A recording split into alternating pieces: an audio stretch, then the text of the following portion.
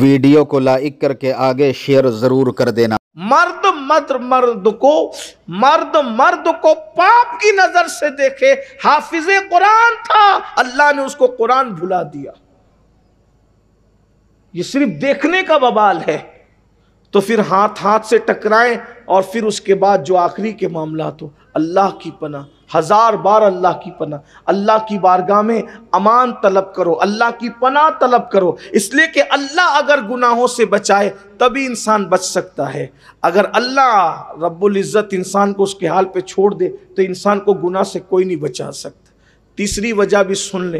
पहली वजह नमाजों का ज़ाय करना, दूसरी वजह मर्दों का बदकारी में मुब्तला हो जाना, तीसरी वजह ख्वाजा उस्मानी हरवनी फरमाते हैं, अल्लाह अकबर, फरमाते हैं जब मर्द पापी हो जाए, जब मर्द पापी और मुजरिम हो जाए तो औरतों का तकवा बस्तियों को बर्बाद होने से बचा लेता है।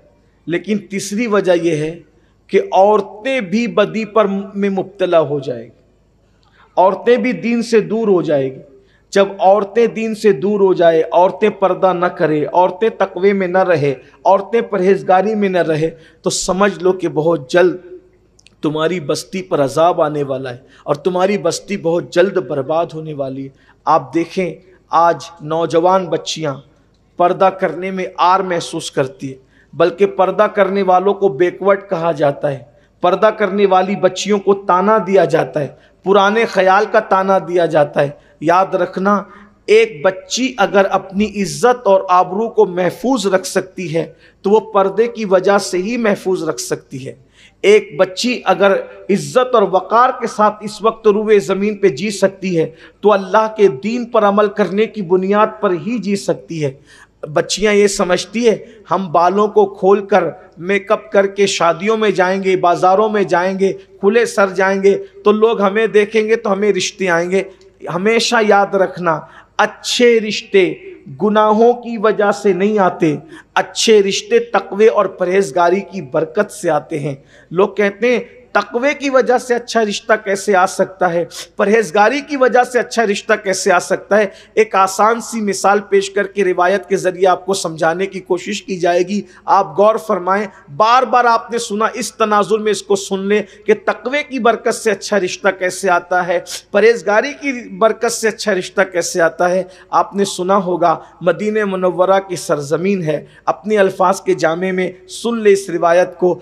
कुदसियान फलक दुरूदों के गजरे लेकर रात के आखिरी पहर में मदीने तैयबा की सरजमीन पर नाजिल हो रहे होंगे। ऐसे में एक बूढ़ी आवाज़, एक बूढ़ी खातून की बूढ़ी आवाज़ कपकपाती हुई लबो लहजे में कहती है, बेटी ज़रा जल्दी से दूध में पानी मिला दे। उसी वक्त रात का सन्नाटा एक जवान आवाज़ की से जो है वो छटता है और यूं वो आवाज़ बाहर आती है, क्या तुम्हें नहीं पता कि अमीरुल मोमिनीन ने दूध में पानी मिलाकर बेचने से मना फरमाया है। तो फिर बूढ़ी आवाज़ उठती है, क्या तुझे नहीं मालूम जिसने दूध में पानी मिलाकर बेचने से मना किया वो उमर तो सो रहा होगा, अभी वो नहीं देख रहा है, इसलिए दूध में पानी मिला दे। तो फिर वो जवान बच्ची कहती है, माँ उमर तो नहीं देख रहा है मगर हमारा खुदा तो देख रहा है, हमारा अल्लाह तो देख रहा है। वो जवान बच्चियां कैसी थी, अल्लाह अकबर। खुदा का करना ये कि जिस वक्त माँ बेटी के दरमियान ये गुफ्तगू हो रही थी, सैयदना फारूक आज़म अपनी रियाया का हाल देखने के लिए मदीने तैयबा की गलियों में घूम रहे थे। दोनों का मुकालमा फारूक आज़म ने सुन लिया, उस घर पे निशान लगा दिया और सुबह हुई तो अपने बेटों से कहा, मैं बूढ़ा हो गया हूं, मैं निकाह नहीं कर सकता, तुम में कौन है जो उस पाक दामन लड़की से निकाह करे, उस पाकबाज लड़की से निकाह करे। और उसके बाद एक बेटे ने जब हामी भर ली तो सैयदना फारूक आज़म ने अपने घर का रिश्ता उस लड़की के लिए भिजवाया।